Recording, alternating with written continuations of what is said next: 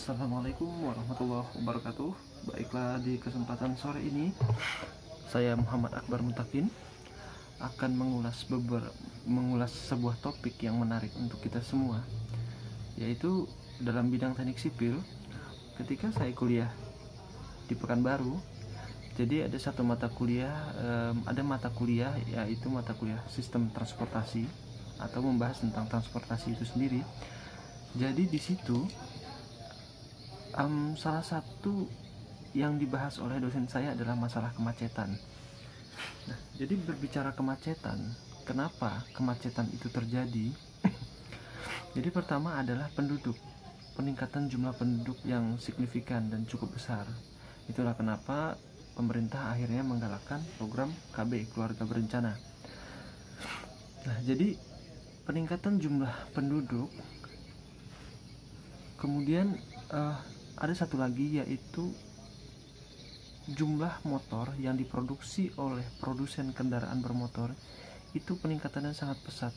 Jadi peningkatan jumlah motor yang dijual tidak sebanding dengan pembangunan infrastruktur jalan.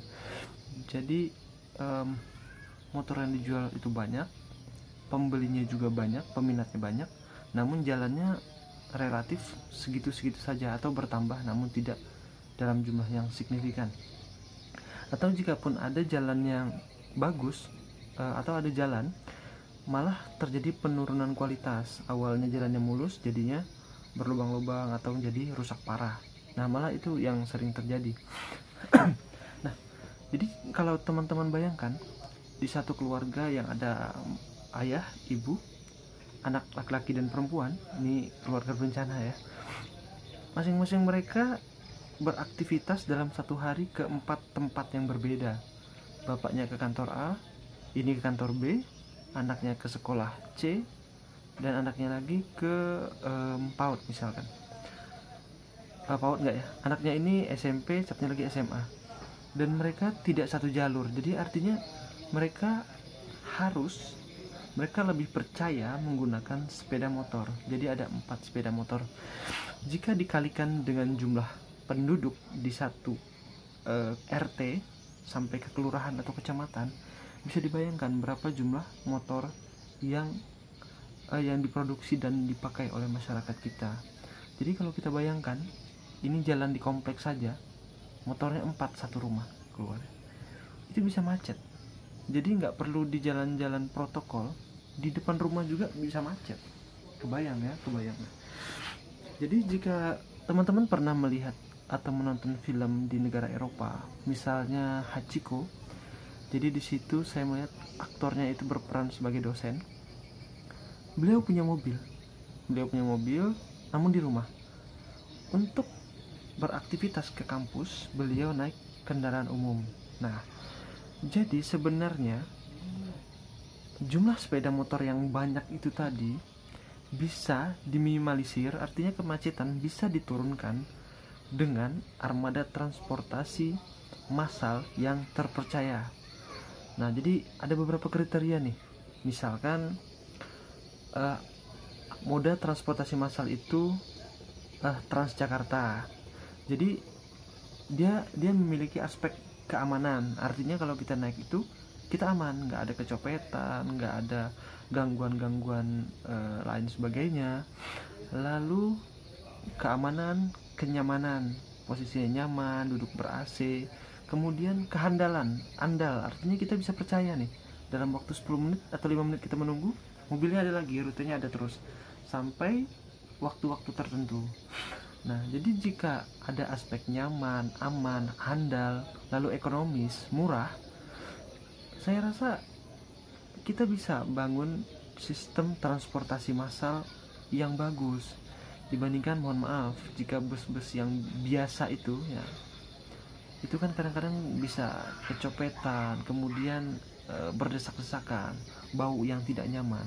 Nah, jadi sebenarnya itu semua bisa kita kelola dengan memberikan solusi transportasi angkutan massal di semua rute.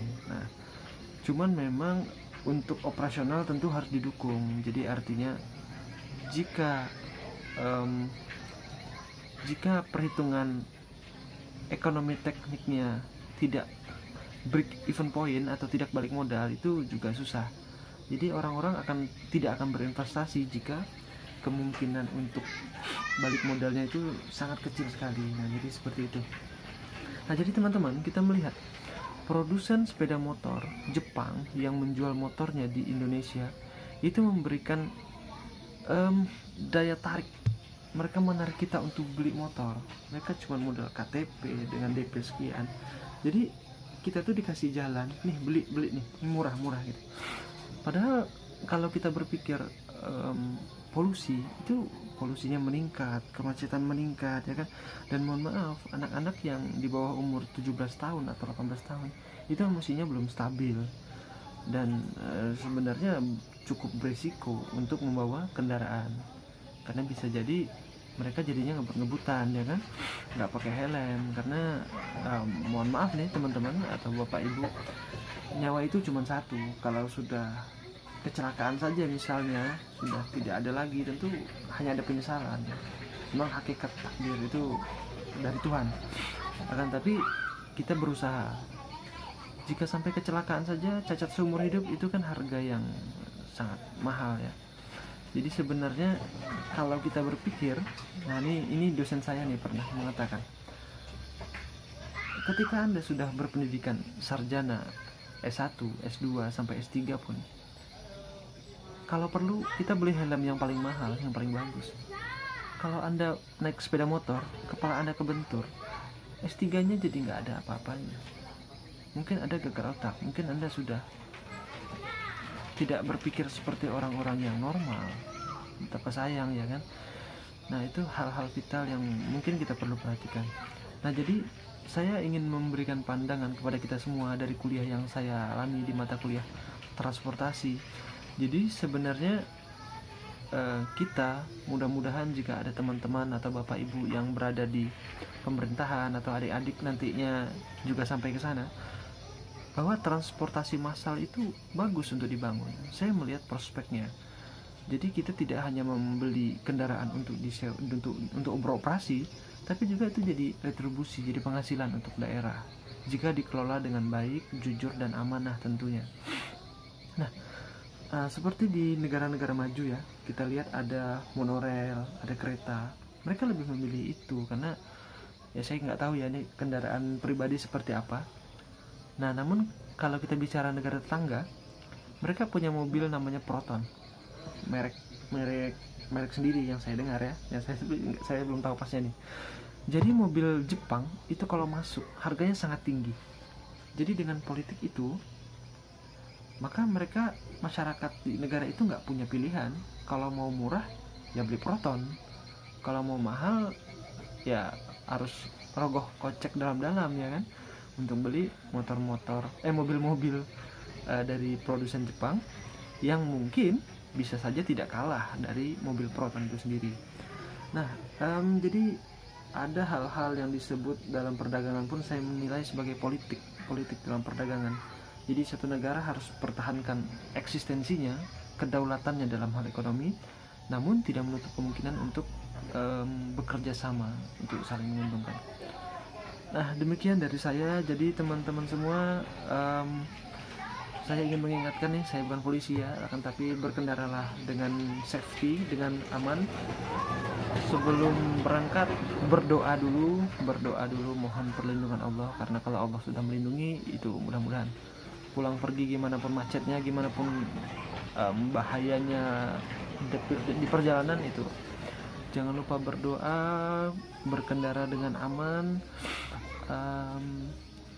dan juga kadang-kadang yang kebut-kebutan gak usah diladeni, ya, kecuali ya mesti